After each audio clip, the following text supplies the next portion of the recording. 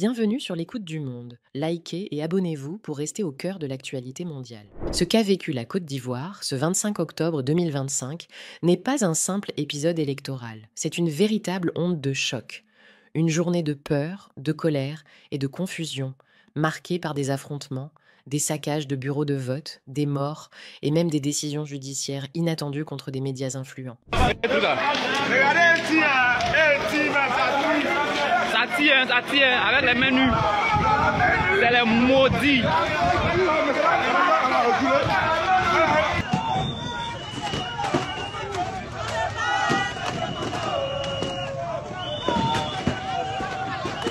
Alors que le pays s'apprêtait à vivre ce qui devait être une élection paisible et transparente, le constat est brutal, la rue s'embrase, les urnes flambent et les institutions tremblent.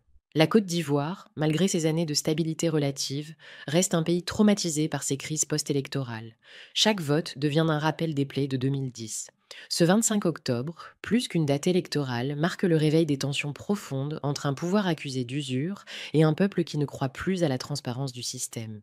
La journée a commencé dans une atmosphère électrique, à travers plusieurs villes. Tiasalé, Agboville, Songan et même le fief du Premier ministre, les manifestants sont descendus dans la rue.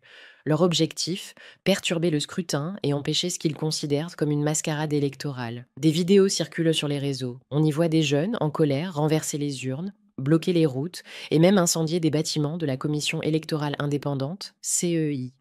Selon certaines sources, le siège de la CEI à Tiasalé aurait été incendié, tout comme celui de Yamoussoukro quelques jours plus tôt. Malgré la mobilisation massive des forces de l'ordre, la colère a pris le dessus. Les slogans sont clairs: non au quatrième mandat. C'est maintenant que les vraies choses commencent. Et pendant que la tension montait, le pays comptait ses premières victimes. 2 morts, officiellement recensées. 2 vies perdues dans ce qui devait être une simple journée de vote. Quand la rue se transforme en champ de bataille, ce n'est pas seulement la colère du moment, c'est le symptôme d'un peuple à bout. La jeunesse ivoirienne, frappée par le chômage et la désillusion politique, voit dans ces élections un miroir d'injustice. Et quand les urnes brûlent, c'est souvent parce que le vote ne représente plus l'espoir, mais la trahison. Le symbole est fort. Même dans la localité du Premier ministre, les bureaux de vote ont été saccagés.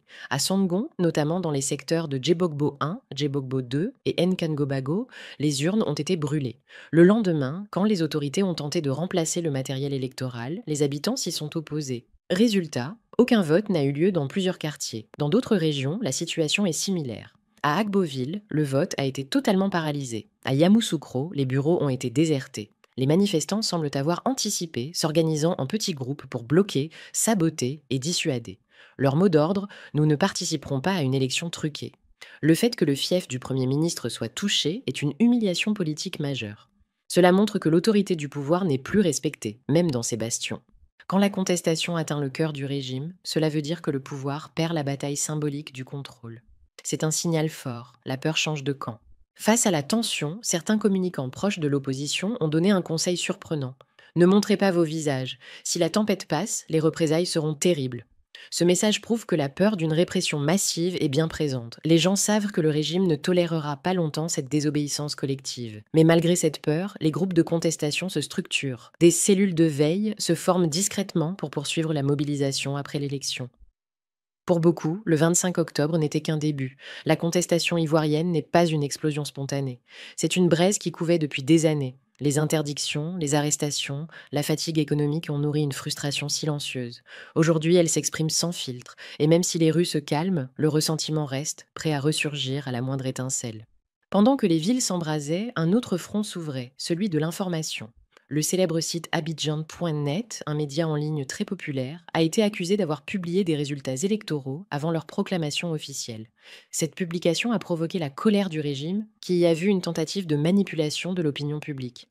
La commission électorale indépendante, CEI, par le biais de son avocat Mi Binta Bakayoko, a immédiatement déposé plainte contre le média. Et rapidement, l'autorité nationale de la presse, ANP, s'est autosaisie du dossier. Réunie le 25 octobre de 10h à 12h30 GMT, elle a estimé que la publication de ces chiffres était de nature à troubler la sérénité du processus électoral, porter atteinte à la crédibilité du scrutin et semer la confusion dans l'opinion publique. Verdict: Abidjan.net est suspendu pour 26 jours. Suspendre un média pour fausse information peut sembler légitime. Mais quand ce média est le plus influent du pays, cela devient un geste politique lourd de sens. Cette décision montre que le pouvoir veut garder la maîtrise totale du récit électoral. Et dans un contexte aussi fragile, contrôler l'information, c'est contrôler la perception du réel. La presse devient alors le champ de bataille silencieux d'une guerre d'influence entre régime et opposition. Mais cette décision ne convainc pas tout le monde. Certains estiment que 26 jours de suspension, c'est trop peu au regard de la faute commise. D'autres, au contraire, pensent que cette sanction n'est qu'une façade, une manière de punir sans vraiment condamner. Des observateurs soulignent même que le régime cherche à se dédouaner sans se couper de ses partenaires médiatiques. Bref, pour beaucoup, c'est de la communication politique, un coup de théâtre pour calmer la colère sans rien régler de fondamental. Le pouvoir marche sur un fil. S'il punit trop sévèrement, il se fait accuser d'autoritarisme. S'il punit trop légèrement, il paraît complice. Cette suspension de 26 jours n'est pas une sanction, c'est un signal symbolique. On garde le contrôle, mais on reste souple. Une stratégie habile, mais dangereuse, car elle alimente le doute plutôt qu'elle ne restaure la confiance. Alors que la Côte d'Ivoire tente de sauver les apparences, le regard du monde est tourné vers Abidjan.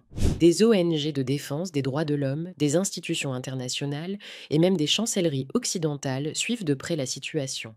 Les ambassades s'inquiètent d'un risque de crise post-électorale, surtout après les incidents de 2010 et 2020. Mais du côté du pouvoir, on garde le même discours. Tout est sous contrôle. L'élection s'est bien déroulée. Une phrase qui aujourd'hui sonne creux. Ce genre de crise ne se joue plus seulement à l'intérieur du pays. Les investisseurs, les institutions et même les partenaires régionaux observent. La Côte d'Ivoire est-elle encore un modèle de stabilité? La réponse, pour l'instant, est floue. Mais une chose est sûre, la confiance internationale s'effrite et cela pourrait coûter cher au pays sur le plan économique et diplomatique. Ce 25 octobre 2025, la Côte d'Ivoire a basculé dans une zone grise. Ni guerre civile, ni paix civile. Juste une société en tension où chaque mot, chaque geste peut rallumer l'étincelle. Les urnes brûlées ne sont pas seulement des symboles de colère, ce sont les témoins d'une démocratie fragilisée. Et la suspension d'un média influent comme Abidjan.net montre qu'en Côte d'Ivoire, même l'information est devenue une arme. La Côte d'Ivoire n'est pas en guerre, mais elle n'est plus en paix. Le pouvoir tente de contenir la tempête pendant que la société civile s'organise dans l'ombre. Derrière les discours officiels de calme, il y a un pays fatigué, désabusé, mais pas encore résigné. Et dans cette fatigue collective se joue peut-être le prochain grand tournant politique de l'Afrique de l'Ouest. Merci d'avoir suivi cette analyse jusqu'au bout. Si vous appréciez notre travail et souhaitez soutenir une information libre et indépendante, abonnez-vous, activez la cloche et partagez cette vidéo autour de vous. Votre soutien, c'est ce qui fait vivre l'écoute du monde.